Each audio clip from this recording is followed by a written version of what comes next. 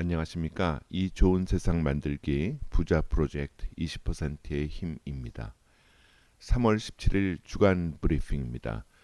참고로 제가 말씀드리는 내용은 수치들을 보셔야 하기 때문에 핸드폰이 아닌 컴퓨터로 보시는 것을 추천드리고, 그 이해가 잘 안 되시는 것은 반복해서 보시던가 아니면 저에게 개인톡을 보내주시면 설명드리도록 하겠습니다.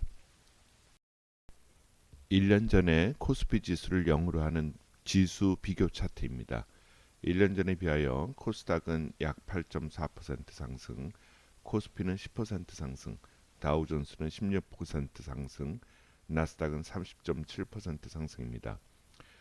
역시 국내 주식에 비하여 나스닥의 상승률이 역시 3배 이상 차이가 나고 있습니다. 나스닥의 주봉입니다. 이번 한 주는 나스닥이 주초의 상승 후 후반 하락하여 마이너스 0.7%로 마감하였습니다. 연속 2주 하락은 작년 10월 23일 이후 처음 나왔는데요. 거의 5개월 만에 나왔습니다. 그만큼 최근에 미국 주식이 많이 올랐다는 이야기입니다. 하지만 마음 편히 떨어짐을 즐기세요.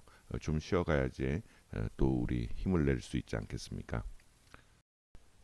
1월 29일 매수 이후의 수익률인데요. 적립식 계좌는 0.28%, 목돈 계좌는 현재 0.84%를 보이고 있습니다. 주식을 처음 시작하다 보면 떨어지는 것에 대해서 신경 쓸 수가 있는데요. 나스닥 투자는 연 15%에서 20%의 수익을 내고 10년 뒤에 거의 10배의 수익률을 올릴 수 있다고 생각하시고 느긋하게 일희일비 하시지 않는 것이 중요합니다. 10년 뒤에 20년 뒤에 오는 즐거움을 생각하세요. 그러면 철저히 공식에 의해서 투자하시면 됩니다. 혹시 여윳돈이 있으면 이번 기회에 투자금의 반을 더 추가 매수하셔도 됩니다. 물론 공식에 의해 반은 떨어질 때마다 5번으로 나누어 사시고요. 추가 하락 시의 매수가입니다. 다음 주에 더 하락하여 80.64달러의 목돈식 전체 자금의 10%가 추가 매수되면 저는 좋겠습니다. 어떤 분이 물어보시더라고요. 얼마나 자주 계좌를 들여다봐야 하냐고요.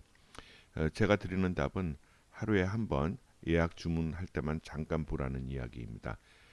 즉 들여다보는 시간이 1분 10분 이내여야 합니다.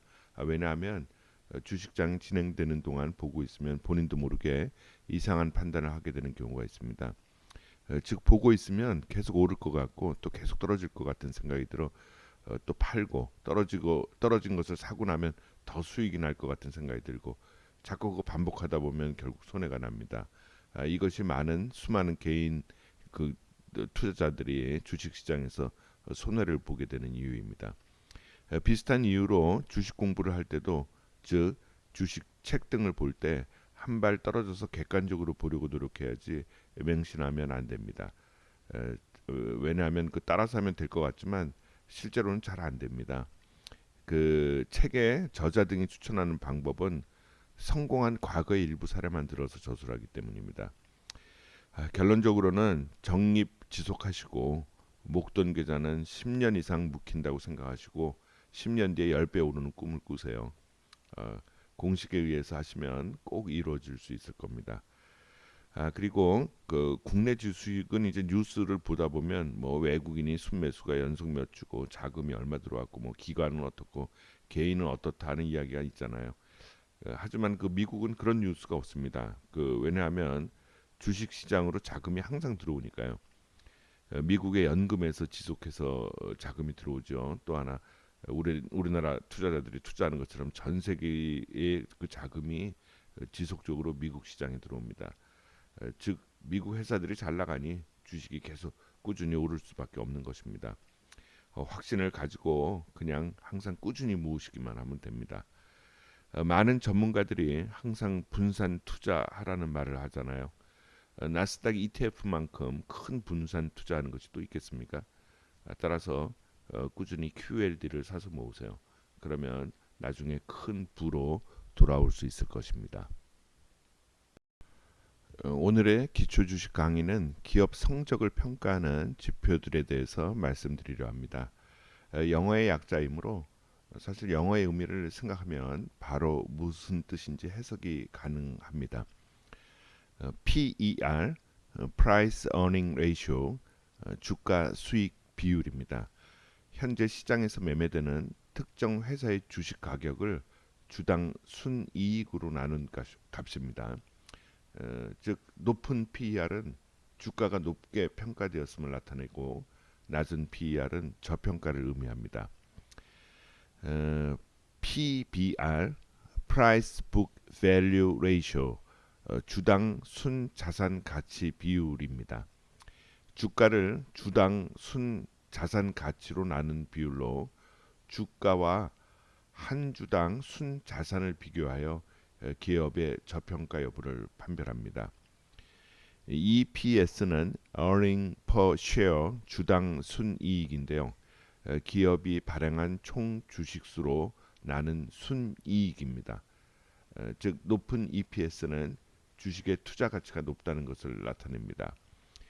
PBS는 Book Value Per Share, 주당 순자산은 기업의 총 자산에서 부채를 뺀 순자산을 발행 주식수로 나눈 값입니다. 따라서 높은 BPS는 기업의 재무 건전성이 높다는 것을 나타내죠. ROE, Return on Equity, 자기 자본 이익률인데요. 투입한 자기 자본이 얼마만큼의 이익을 냈는지를 나타내는 지표입니다. 따라서 높은 ROE는 경영 효율성을 좋다고 이야기할 수 있죠.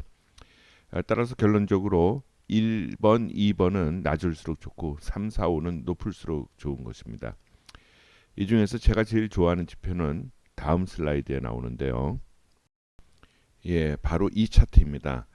저는 Forward Earning Per Ratio를 좋아합니다. 이 차트는 그 Y 차트라는 사이트에서 손쉽게 볼 수 있는데요. Y 차트에 들어가면 각종 통계의 그래프를 손쉽게 얻을 수 있는 굉장한 사이트입니다. 아까 전 슬라이드에서 EPS 설명을 간단히 드렸는데요. Forward EPS는 말 맞다나 미래의 예상 순이익이 어떤지를 추측해 보는 것입니다.